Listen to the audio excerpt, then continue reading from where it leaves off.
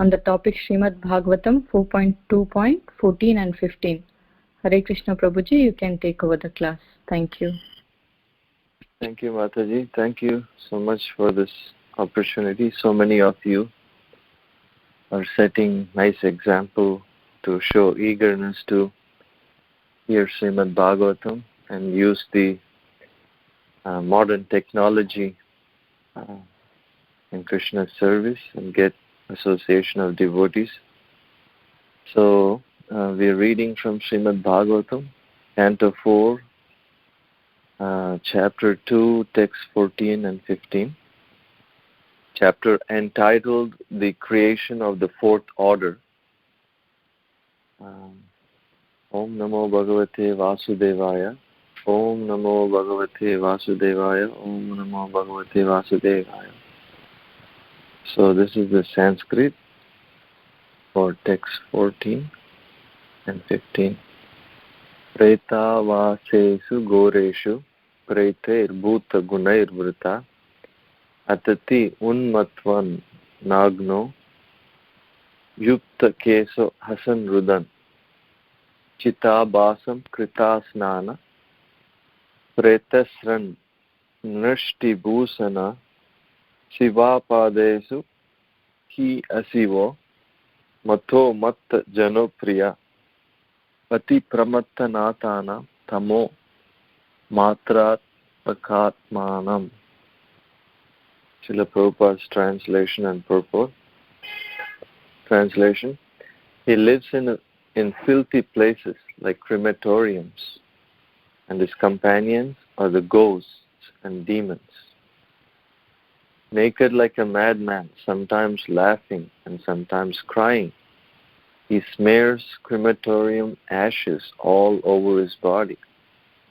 He does not bathe regularly, and he ornaments his body with a garland of skulls and bones. Therefore, only in name is he Shiva, or auspicious. Actually, he is the most mad and inauspicious creature. Thus, he is very dear to crazy beings in the gross mode of ignorance, and he is their leader. Purport: Those who do not regularly bathe are supposed to be in association with ghosts and crazy creatures. Lord Shiva appeared to be like that, but his name Shiva is actually fitting, for he is very kind to persons who are in darkness of the mode of ignorance, such as unclean drunkards who do not regularly bathe. Lord Shiva is so kind that he gives shelter to such creatures and gradually elevates them to spiritual consciousness. Although it is very difficult to raise such creatures to spiritual understanding, Lord Shiva takes charge of them, and therefore, as stated in the Vedas, Lord Shiva is all auspicious. Thus, by his association, even such fallen souls can be elevated. Sometimes it is seen that great personalities meet with fallen souls, not for any personal interest, but for the benefit of those souls. In the creation of the Lord, there are different kinds of living creatures.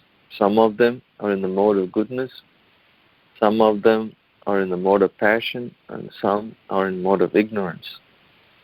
Lord Vishnu takes charge of persons who are advanced Krishna-conscious Vaishnavas, and Lord Brahma takes charge of persons who are very much attached to material activities. And Lord Shiva is kind that he takes charge of persons who are in gross ignorance and whose behavior is lower than that of the animals. Therefore, Lord Shiva is especially called auspicious. Om Jnana Timrandasya Jnananjana Shalakaya Chakshur Unmilitamena Tasmai Shri Gurave Namaha. Namo Vishnu Padaya Krishna Vastaya Bhutale Srimate Devamrita Swaminiti Namah. Namo Vishnu Padaya Krishna Vastaya Bhutale Srimate Bhakti Vedanta Swaminiti Namane. Namaste Saraswati Devi Gauravani Pracharini Nirvisesha Shunyavadi Pasyatya Destari. Jai Shri Krishna Chaitanya Prabhu Nityananda Shri Advaita Gadadhar Sivasadi Gaur Bhakti. Hare Krishna, Krishna Krishna, Hare Hare, Hare Rama, Rama Rama. So when we're reading Bhagavatam, it's full of examples what we should be like and what we shouldn't be like. And Bhagavatam is showing how the nature of envy works and the nature of love works. If we have love for someone, even if somebody, so-called misbehaves or makes mistakes, we see them and glorify those activities. And if we don't have love for someone, even if somebody is exalted and behaving properly, still we manage to find some fault with that person. Bhaktisiddhanta Saraswati Thakur used to say, if we are envious of someone, that means we are indirectly appreciating them. When we are conscious of someone, when we are noticing somebody's activities, when we take our time to speak about them, that's actually like appreciation. But if you're envious of that person, we cannot tolerate them, glorified and being famous and like that, then we start to find fault. But the problem is, when we appreciate someone, we automatically develop all the good qualities of that person. And if we criticize someone, whatever qualities that we're talking about, we start to develop them in ourselves. Like Mahabharata says, when we're criticizing somebody, even if they're wrong, if somebody made a mistake and we're criticizing them, then we get same percentage of the karma of that person that made the mistake. But if we're criticizing someone and it happens that that person is innocent, he didn't do that mistake, then we get twice as much karma.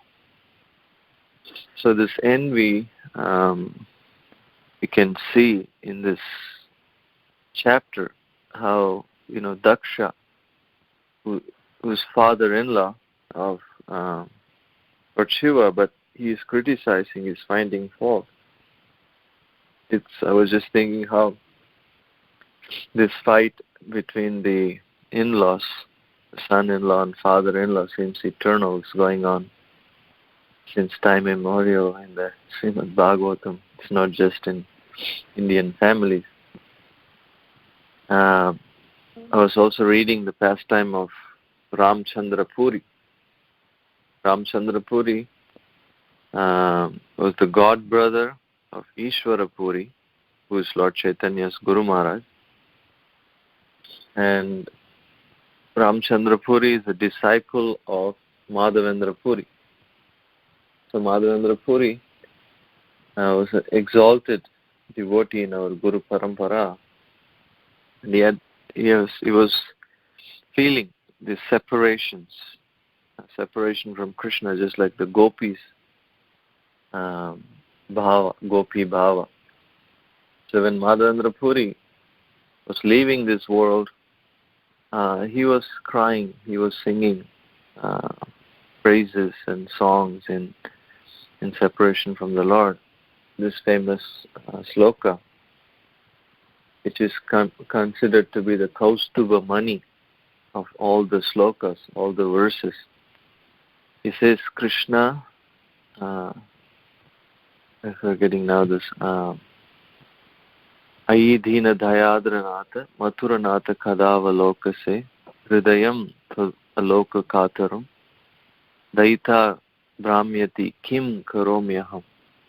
So in separation from Krishna, he was glorifying, oh Nanda Kinkara, oh Krishna, I don't have you and now I'm leaving this world.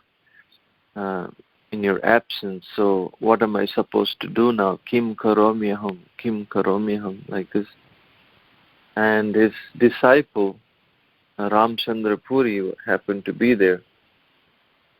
And Ramchandra Puri, even though he was such a disciple of such an exalted person, but he was polluted with Mayavad philosophy. So he was advising his guru. He said, at the time of death, you're supposed to, think about Brahman and merge into Brahman. Why are you crying like this, like a sentimentalist? So Madhavendra Puri chastised him, and Madhavendra Puri was very sad. He said, I don't have Krishna now that, the death is coming, and I have this rascal disciple next to me speaking nonsense. So what could be worse? So this way, he asked this Ramchandra Puri to leave. So because of these offenses to the spiritual master, it's mentioned he became a big fault finder. He would go to places and he would look for faults. Even with Lord Chaitanya, he was finding faults. He was coming to the residence of Lord Chaitanya, and he was seeing some ants in the Lord Chaitanya's bhajan kutir, and immediately he said, oh my God, this sannyasi, he must be eating sweets secretly at night. Otherwise, why there are so many ants in the floor? And Prabhupada explains how in India, and especially in Bengal, there are ants everywhere. But, he said because Lord Chaitanya is eating sweets at night secretly, then there are ants. And Ramchandra Puri would also invite different brahmacharis, sannyasis, Vaishnavas, and he would feed them. He would force feed them and feed them and feed them. And after they take prasadam, he would say, just see, you're all followers of Lord Chaitanya, but, you cannot control your senses. Look how much you're eating.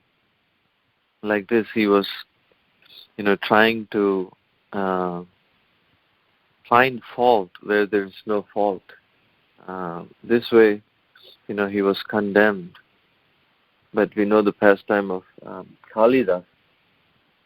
He was also one of Lord Chaitanya's devotees, but is mentioned in the Chaitanya Charitamrita. As many Vaishnavas as there were in Bengal, Kalidas managed to get Mahaprasadam from all of them. He would beg the remnants of the prasad left over from the devotee's plate, and somehow or other he would manage to get the remnants. And he would even plan how to get the Mahaprasad. It's mentioned how sometime Kalidas went to this household of Jadu Thakur and his wife. And Jadu Thakur was an exalted devotee. But Jadu Thakur comes from a Sudra background. So Kalidas went hoping to get some remnants, but Jadu Thakur, being so humble, wouldn't give it to him. And Kalidas offered them some mangoes. This was not just an accident, he actually planned this. And because the mangoes, usually it's got skin and people suck on the seeds.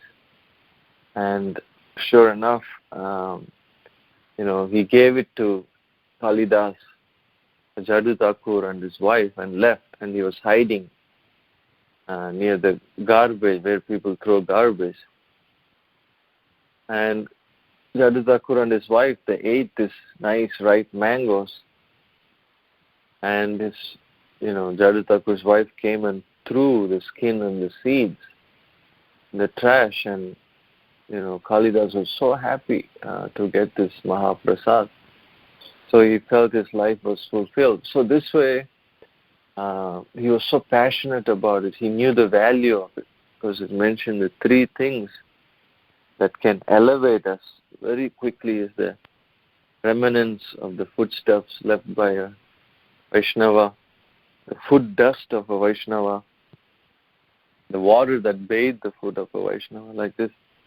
So these three substances, Kalidas was very eager to get. So Lord Chaitanya was living in Jagannath Puri, and Lord Chaitanya was very strict about people touching his feet and eating his remnants and so on and so forth. But when Kalidas came to Puri for Rath Yatra, while Lord Chaitanya was entering the Jagannath temple, he went to wash his feet near the Simhadwaram gate, and Kalidas went and put his palm under the feet. He made this palm like a cup, and he went and put his palm under the feet of Lord Chaitanya, and he grabbed palm full of water that washed the feet of Lord Chaitanya Mahaprabhu, and he drank it. Again, for the second time, he put his palm under the feet and he drank like a second cup full. And third time, and then Lord Chaitanya said, oh, okay, that's enough. And this way he was so happy. He was so happy. He felt like his perfection, his attained perfection. And then Lord Chaitanya went to see the Lord, and he bathed in the ocean, and then he took lunch prasad. The Kalidas was waiting outside the Gambhira, and Lord Chaitanya saw this, and he indicated to Govinda that he should give him the remnants from his lunch. Because Lord Chaitanya knew this person is not showing off. He's just not acting like a devotee. Sometimes there's a saying, like we're just like a Antimala Dari, Tilak Dari businessman. Many times, we make a show to impress this devotee or that devotee, or whenever we are around our authorities or guru or god brothers, we act in a very saintly way, but internally, we're something else. So Kalidas was free from this defect of a conditioned soul. Like they say, the elephant has two sets of teeth. One set is showing outside, but there's also inside the mouth, there's another set of teeth nobody can see. So it's mentioned that the Vaishnava should be transparent. Or like it's mentioned about Srila Prabhupada. Prabhupada, wherever he was, whatever he was doing, he was the same. There was no like personal secret life, and then there is also like the external preaching life. He was not like that. He was just the open, transparent Vaishnava. So seeing Kalidas' genuine desire to take the prasadam, leftover prasadam, remnants of the Vaishnavas, Lord Chaitanya personally gave him his costless mercy. So this is the beauty of love. If you love someone, you only see good in them. You don't want to hear anything bad about this person. Like Rupa Goswami mentions, one of the qualities of Vaishnava is the real Vaishnava does not even have the propensity to talk bad about others. It's not there. It's not like us. We have to constantly hear about Vaishnava aparat. Still, when we get an opportunity, immediately we think bad, or we say bad remarks. And one Maharaj Bhakti Purushottam Swami said one time, when you see a pickle, when you see a bottle of pickle, naturally the mouth starts watering. It's like spontaneous reaction. Like that, when we have to speak glories of somebody, then it's very difficult. But when we want to speak bad about someone, it becomes like so spontaneous. This is because of the envy. So as preachers, this Krishna consciousness movement, Prabhupada wanted us to not only practice it, to distribute it.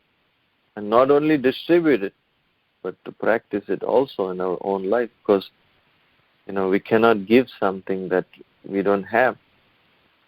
If I have only $10 and I keep promising somebody $100, it's not possible because I don't have. Like yesterday I was distributing books outside a university. I saw this group of boys and girls. They were training. They were training so immensely for hours and hours for like practicing volleyball. So I was just thinking, they cannot just go around like giving lectures about volleyball and staying fit and health and like that while they're like sick and weak and fat. They have to practice it. Then, then whatever they're saying will have value. Similarly, we are very eager to tell everyone about Hare Krishna Maha Mantra.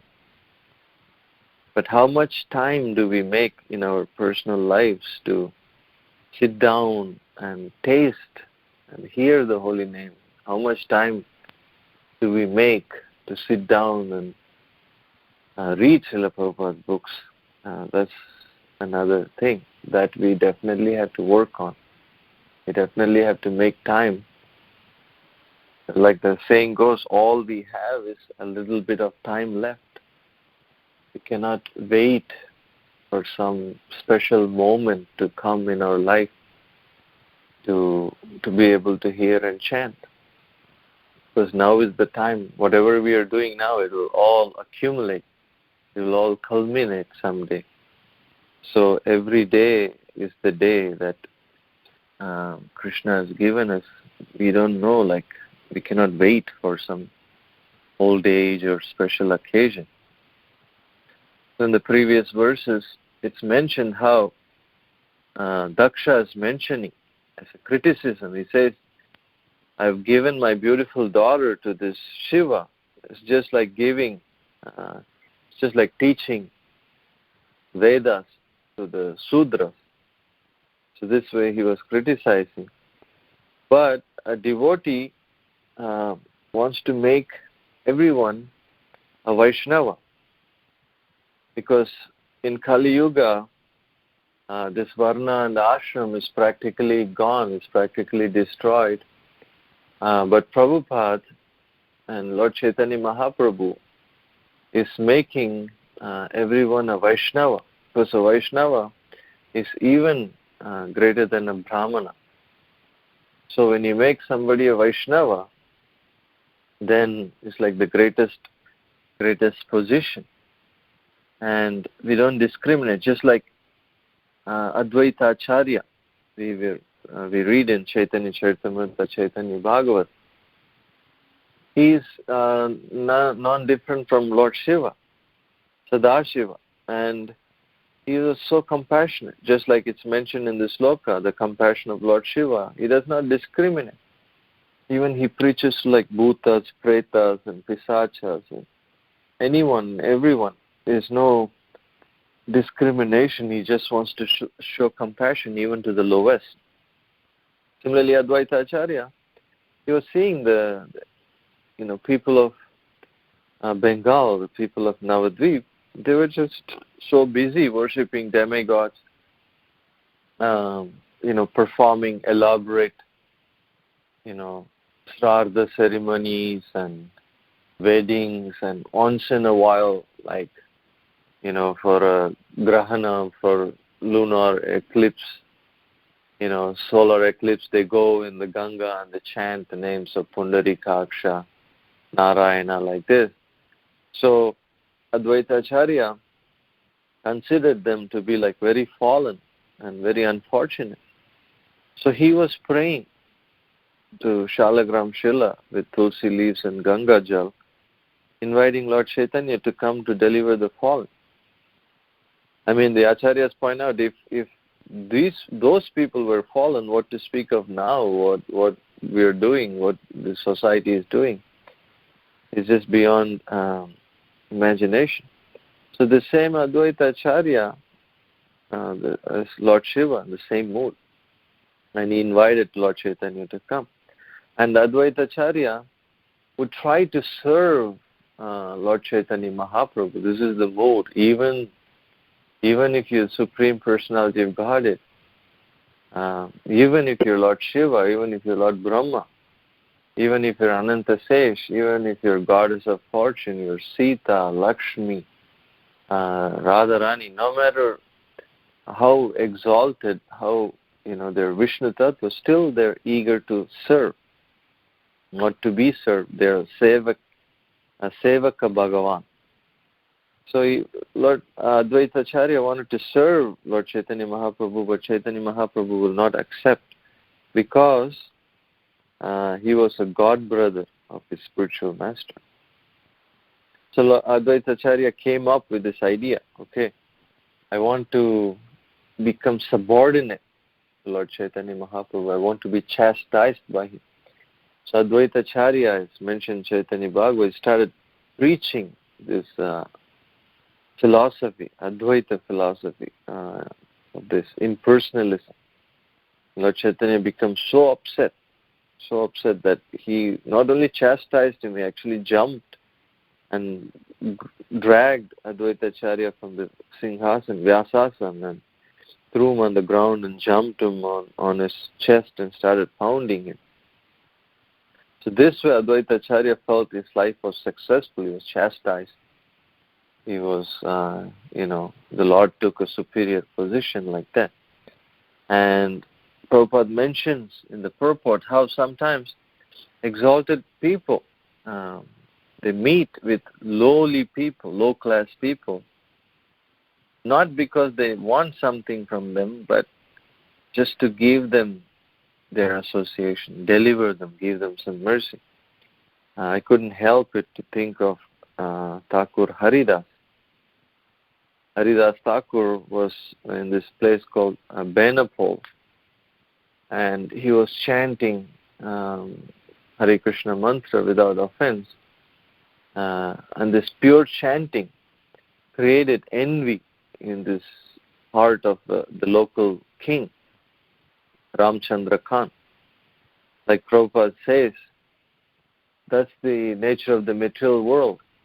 You're just innocent. You're just like not bothering anyone. You're just going about your business. You're just a nice devotee, a pure devotee, but people just become envious. Like in talking about Prahlad Maharaj and Hiranyakashipu, Prabhupada would say these things in his lectures. So Ramchandra Khan became so envious, and he said, okay, I want to destroy the reputation of this Haridas Thakur, and I want to tempt him, to allure him with this, with a prostitute. So he picked out a most beautiful prostitute. It's mentioned that she was so attractive that Ramchandra Khan was certain that she will be able to bewilder Haridas Thakur.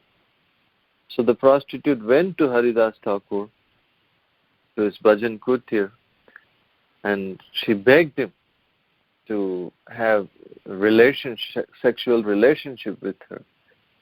But Haridas Thakur said, I hear your plea, but I have made this vow to chant a minimum number of rounds.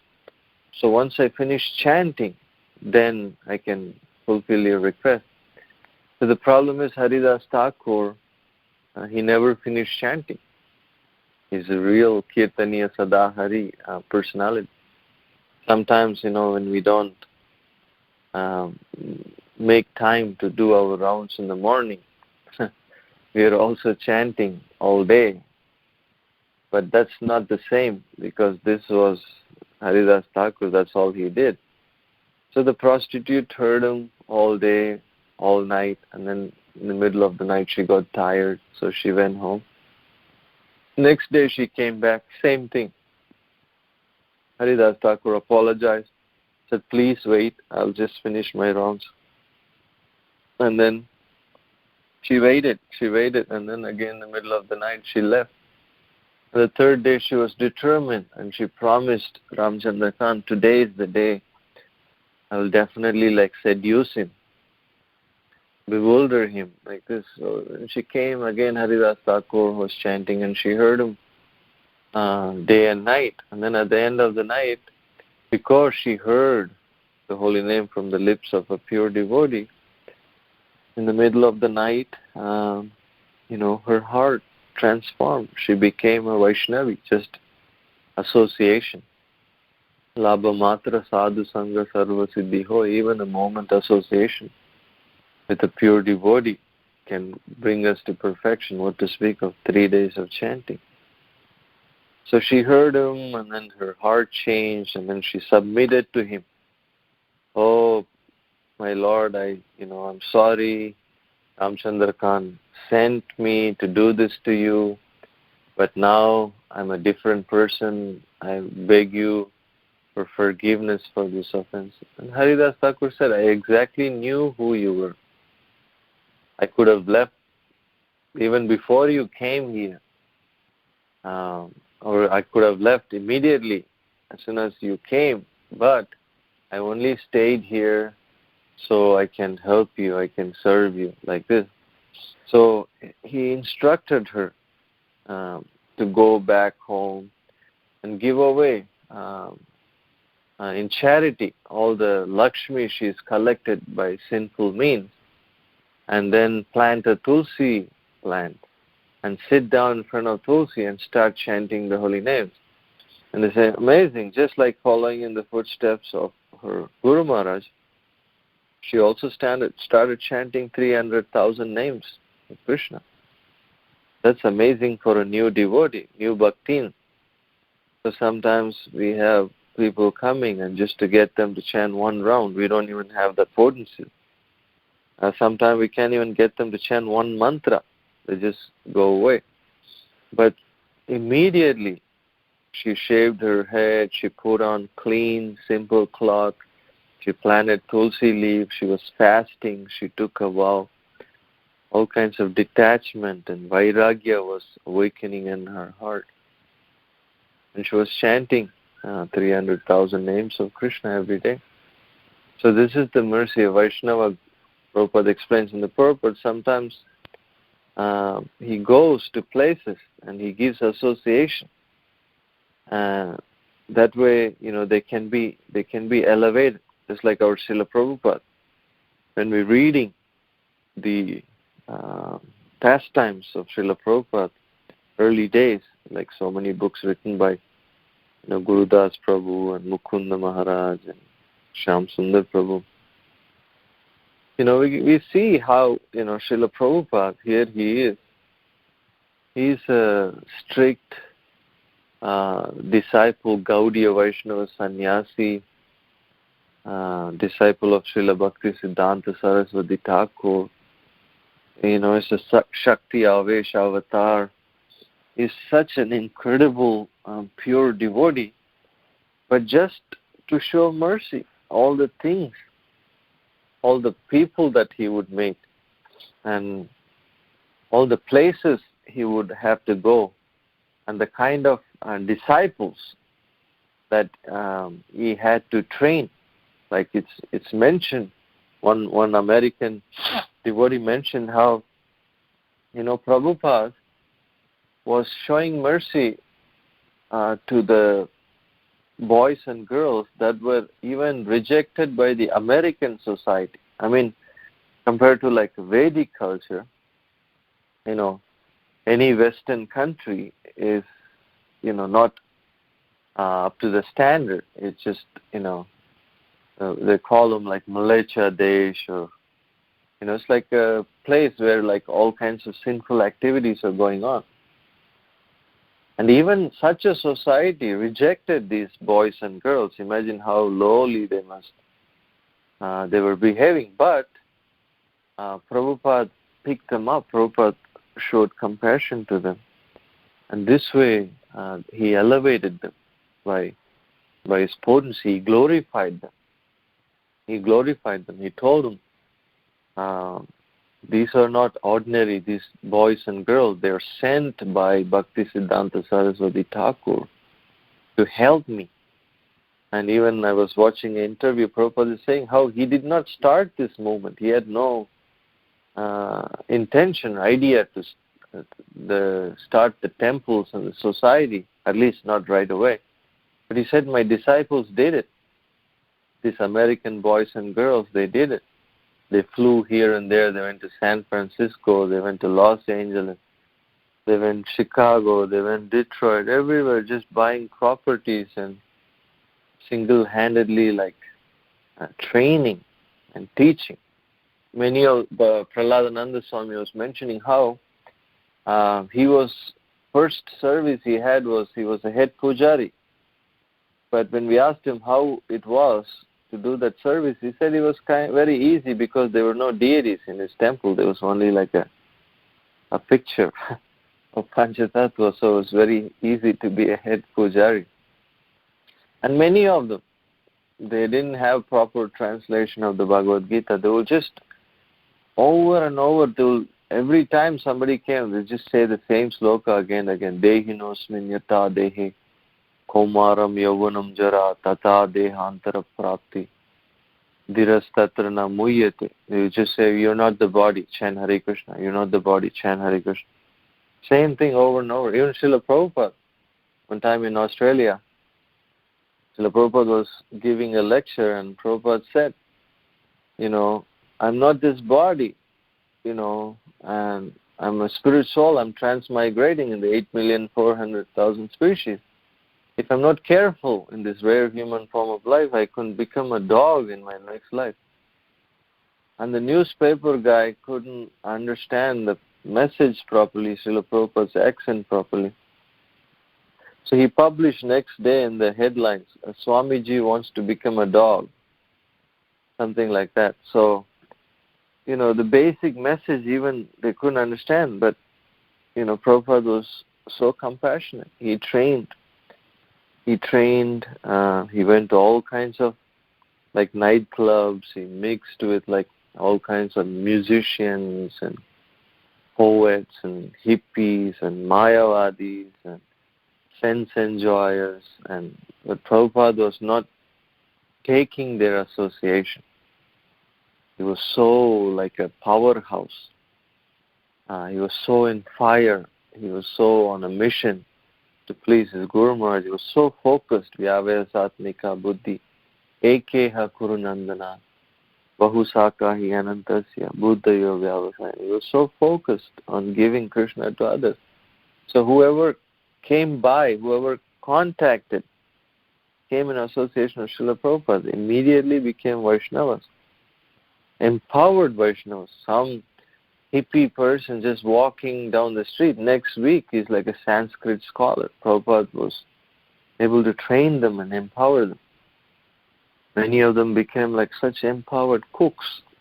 Many of them went and learned Bengali and Sanskrit, and they showed us how to sing bhajans. Many of them became expert speakers. Many of them were able to do amazing fundraising all over the world. Like recently we were in New Vrindavan.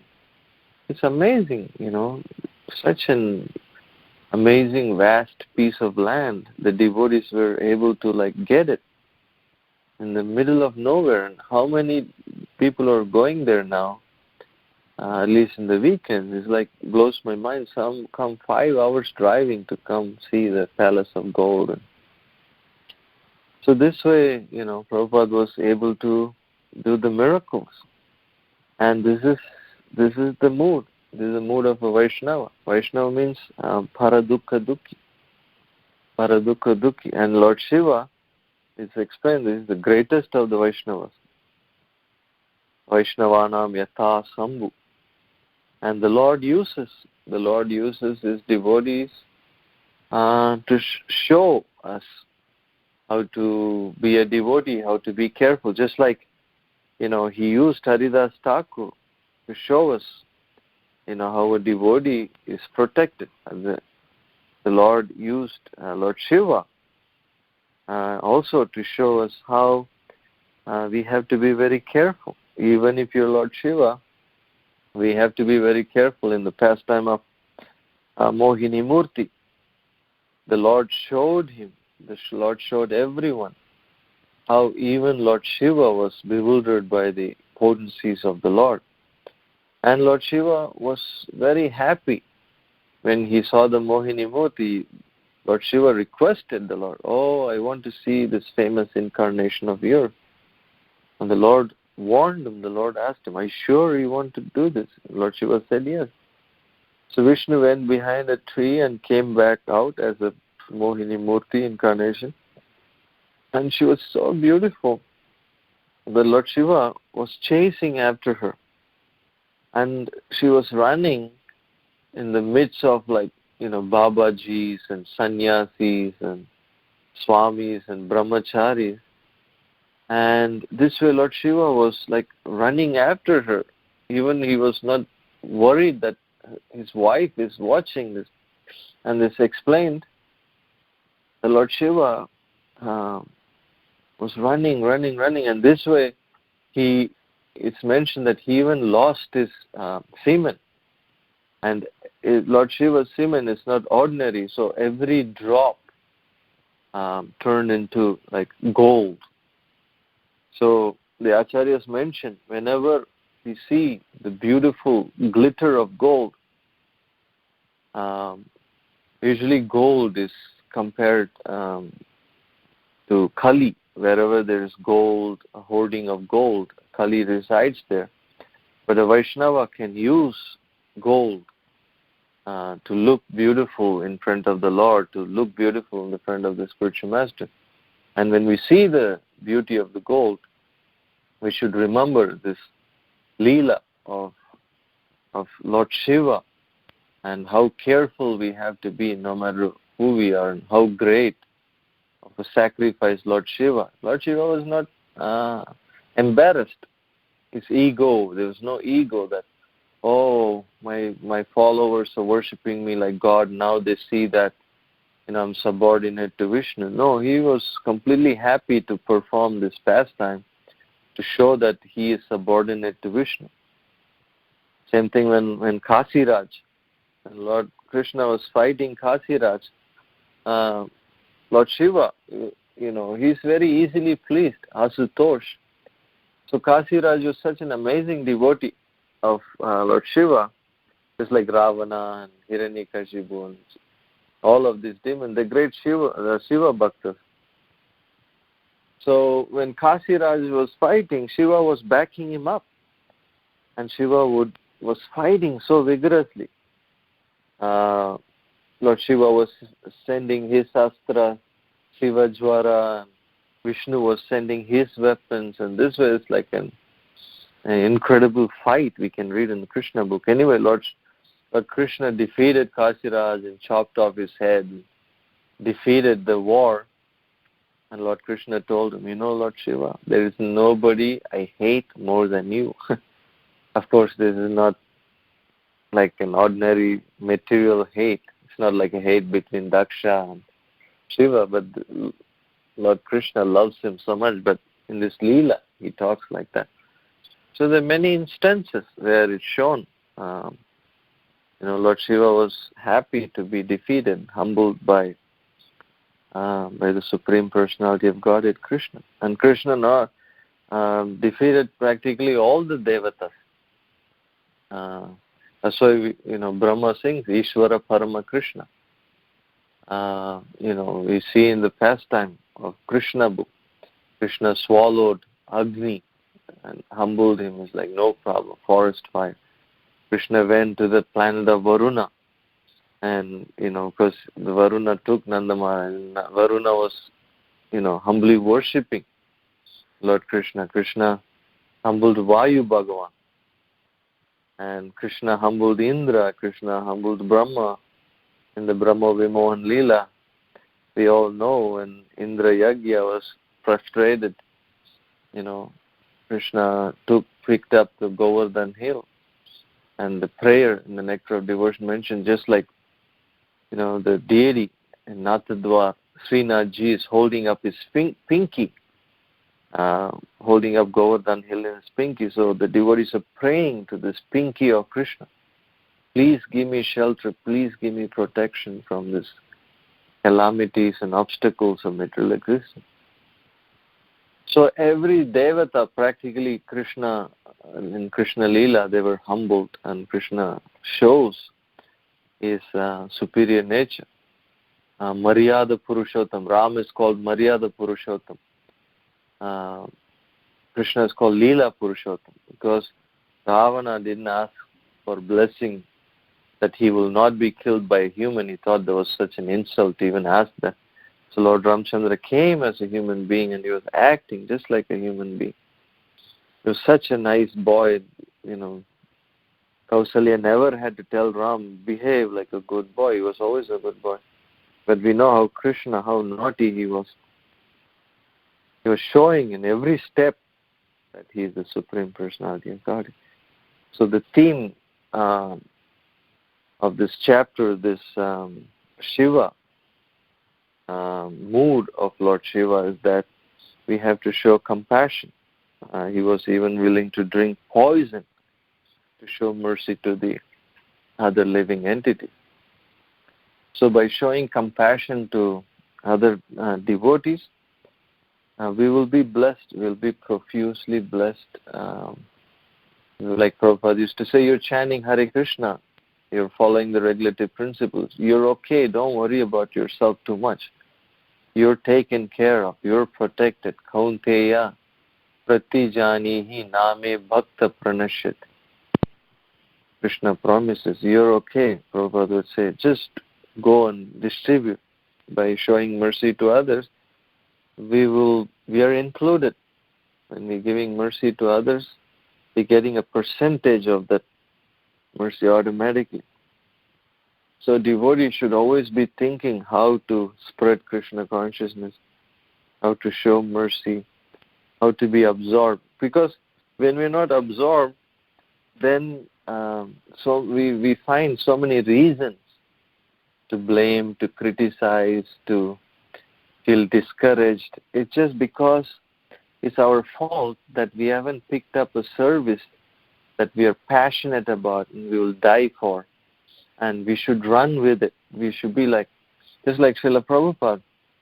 It was not so easy for him. It's not like his god brothers were so nice to him, and the GBC was nice to him, and the temple president was nice to him, and his wife was nice to him, and children was nice to him, and he had lots of money and great health. No, he had nothing. Whatever we are suffering, Prabhupada suffered millions of times greater. But because he was so absorbed in his service, nothing else mattered. Who cares? It's just like while you're writing your exam, you're so absorbed. You're so focused that you don't worry about like what other kids, naughty kids are doing around you because you're focused. Similarly, we have to pick out a service, and we have to put all our heart into it. And we should just focus on that and just keep at it and be the association. We are always criticizing and demanding that we're not getting association, but it's time to be the association. And we should sacrifice, we should focus, we should get a taste. Then it doesn't matter what the temple president is doing or GBC is saying. It's like we wouldn't look for those excuses. And we wouldn't feel like discouraged. We should, we'll feel so enthused. There's so many people outside the world. When you step out of our apartment or office or temple, we have unlimited customers, unlimited conditioned souls we can show mercy to. And this way our life will become so juicy, so enlivened. Otherwise, of course, there's problems everywhere. It's a material world, what can we expect? Prabhupada said even when Krishna was in Vrindavan, the demons was attacking. Prabhupada, such a material world, such a horrible place. Even in Vrindavan, there are demons attacking. Even Bhakti Siddhanta Saraswati's time, the devotees were fighting, and he called it fire in the mouth. So it's expected. So it's our responsibility to focus and gain some taste. That much we can do, and that will save us. Everything else, we're not going to change anybody else. The only person we can try to change is ourselves. And from that, so many amazing services will happen. Anyway, I'm so grateful. I'm talking too much. You're all such amazing devotees. I'm so grateful I was given this opportunity. So, any questions or comments anybody has?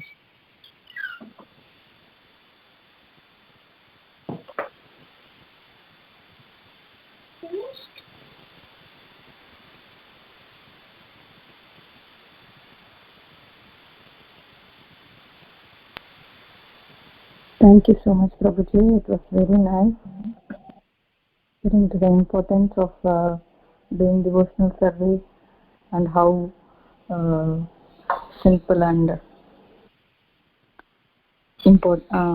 intense it is. And you very nicely said that like there are so many people waiting to hear about Krishna just out of your apartment. Yes, Mata. Yeah. Thank you, Prabhuji. Thank you, Mata.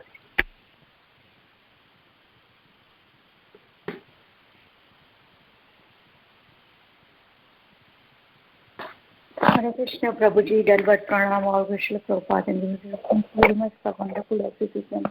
Dandavat Pranam, Srila Prabhupada. Hare Krishna.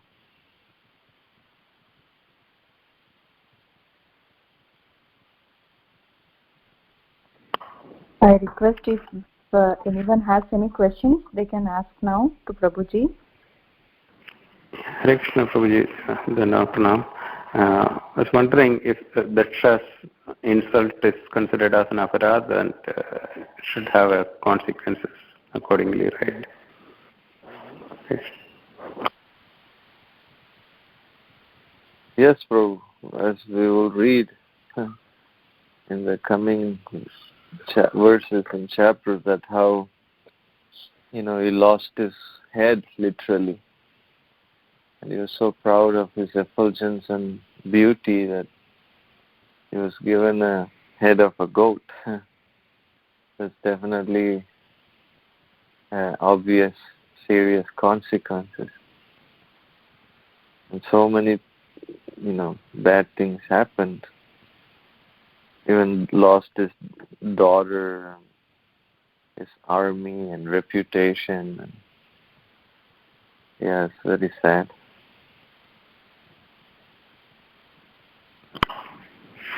Okay. I was thinking in different terms. Okay, thank you.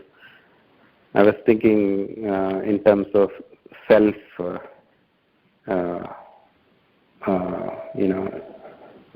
the same person, some bad things. Okay, but again, that killing, is losing his head and everything. Yes, that makes sense. Very true. Yes, Paul.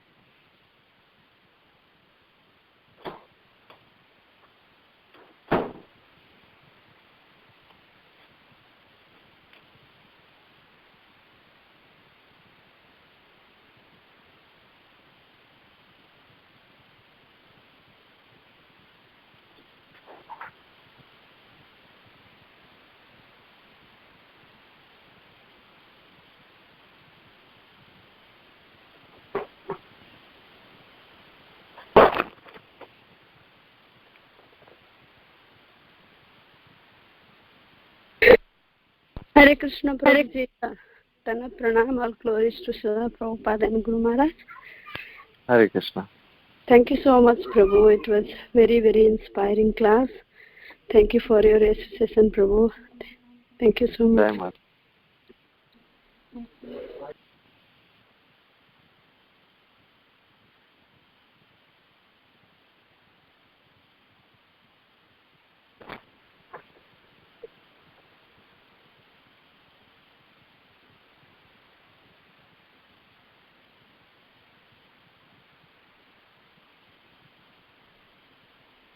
Prabhuji, you were once telling that like the person should give and also he should follow, like whatever he reads. Then so a person will be able to give only if he is having it. So can you explain more, Prabhuji? Yeah, it's just, any product. Like the joke goes like, some guy is, selling IBM laptops. But, at home, he uses like Mac products, like uses like MacBook Pro. So, sometimes you see like, somebody is selling Toyota cars, but then they're driving something else. So, if we are on the same page as what we are trying to give. Also, my Guru Maharaj used to say, like preaching or book distribution or home program, whatever it is, it's just an overflow of our own taste for spiritual life. Unless we are convinced about something, unless we are passionate about it, unless we know what these books are saying, we cannot, distribute it so enthusiastically. It's like when we hear, Srila Prabhupada or any of his, pure devotees, disciples or spiritual masters, you see how, it changes our heart, it changes our consciousness, it changes our maya, our illusion, because, they were tasting what they're distributing. So in the long run, we cannot go on giving. If we don't have a stock, if we don't have the taste, we don't have the potency. It's just like they say, like a fair weather devotee or all weather devotee. If we get a taste for any of the services of Krishna consciousness, then, like Jayananda Prabhu, when he was asked a question about, spiritual world, going back to God, he said, I don't have time, I'm busy cleaning the trash. Because he acquired that taste. So the formula is that, that's what they say, that we have to not only give, but also follow. Or also some people are just good at following but not giving, but we also have to give. So it's basic science, it's basic philosophy, it's basic understanding that, it's a question of tasting. Like my Guru Maharaj says, when we are going out and distributing books, what happens is the reward is that when you open the books to read for yourself, it's just, the purports, the jump at you, the realization. You can get incredible realization. You can actually access the mercy. You can actually understand the message. Because it is Raja Vidya, Raja Guyam. It's a topmost secret, and we cannot understand it without service. So, yeah, these are all some basic ABCs of our practice. We have to also give it to ourselves, show compassion to ourselves, not just to others.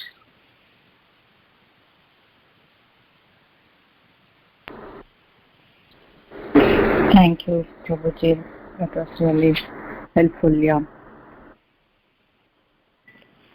Thank you, Mata.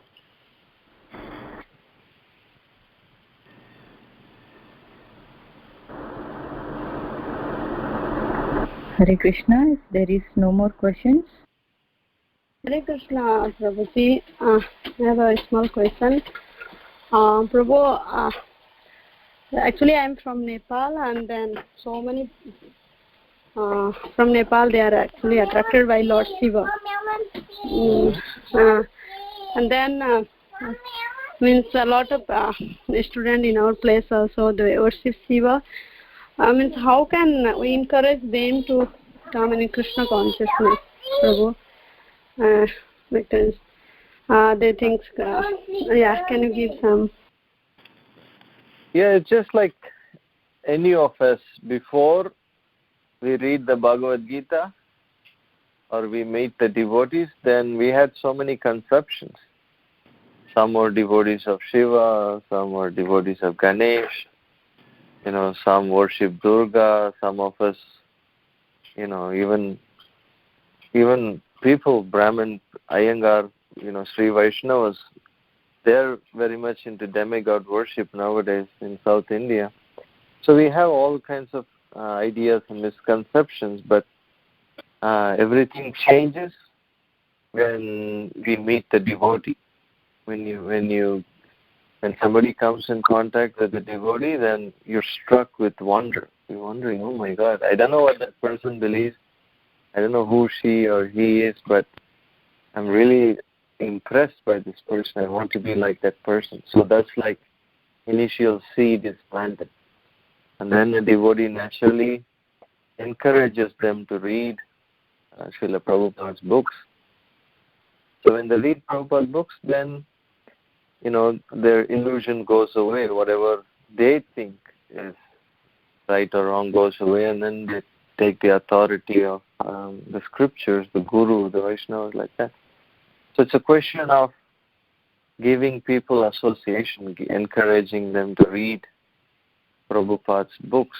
So once they do that, then they will become, just like you're from Nepal, you're a nice devotee, similarly like so many other Nepal. I saw in New Vrindavan, apparently like 40 or 60,000 people were given green cards, refugee green cards, and they all come regularly in the weekends to New Vrindavan because they live in the neighboring cities. And they brought one special devotee from Nepal to preach to these Nepali people. And they have Nepali books. So this way they're thinking how to cultivate the devotees, Shiva Bhaktas from Nepal, to bring them to Krishna consciousness. Many of them are coming along and they're becoming devotees. So it's possible, they're very pious, but we just have to introduce them to Prabhupada's books.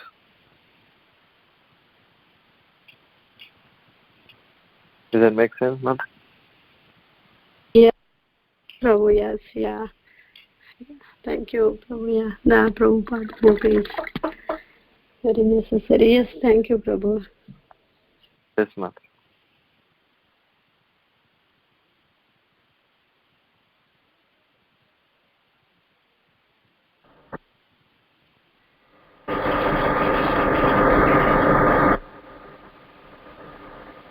Thank you. Very nice class. Thank you. Hare Krishna. Hare Krishna. Thank you so much, Prabhuji, for your association and time. So we will end here and we'll give pranams to all the Vaishnavas and you. Vancha kalpatarubhyascha kripa sindhubhyascha geetanam pavanebhyo Vaishnavebhyo namo namaha. Antakoti Vaishnava